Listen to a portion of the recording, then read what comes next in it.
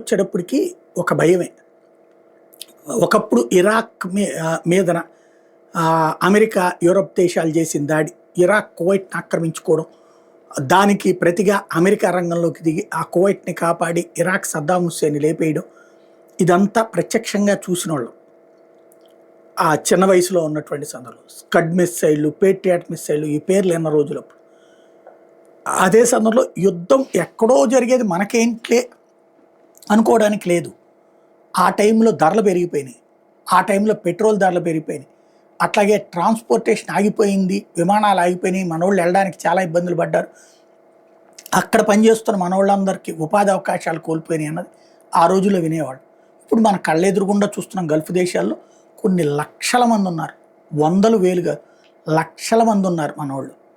యుద్ధం గనక ముదిరి పాకాన పడితే అందరినీ మన దేశానికి తీసుకురావాలి. కనీసం 50 లక్షల మందిని తీసుకురావాల్సి 50 లక్షల మంది ఉన్నట్టుండి నడి రోడ్డు మీదన వితౌట్ ఎనీ ఎంప్లాయ్మెంట్ ఆపర్చునిటీ ఇండియాలోకి వచ్చేస్తే మళ్ళీ మనవాళ్లే ఏమైపోతుంది?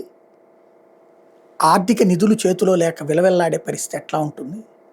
రెండవది, ఇప్పుడు సరుకుల సరఫరాలు ప్రాబ్లం అయిపోతాయి. ఈ మన దగ్గర నుంచి ఇతర దేశాలకు పంపించడం కష్టమైపోద్ది. చుట్టూ తిప్పి పంపిస్తే కాస్ట్ ఎక్కువ, డైరెక్ట్గా పంపించాలంటే యుద్ధభయం కాబట్టి పంపించాలి. అదే జరిగితే ఇక్కడ రైతులు అన్యాయం అయిపోతారు, వ్యాపారులు అన్యాయం అయిపోతారు, కమిషన్ వ్యాపారులు అన్యాయం అయిపోతారు, రవాణా రంగం, షిప్ రవాణా రంగం దెబ్బతింటుంది, దాని మీద డిపెండ్ అయ్యి ఉన్నటువంటి ఇతర కార్గో సర్వీసెస్ దెబ్బతింటాయి. ఓవరాల్గా అదేదో సినిమాలో డైలాగ్ ఉంటుంది, ఎక్కడో జరిగేటటువంటి దానికి మరెక్కడో కనెక్షన్ ఉంటుంది. అట్లాగే అక్కడ జరిగేదానికి మనకి సమస్యలు ఎదురవుతాయి.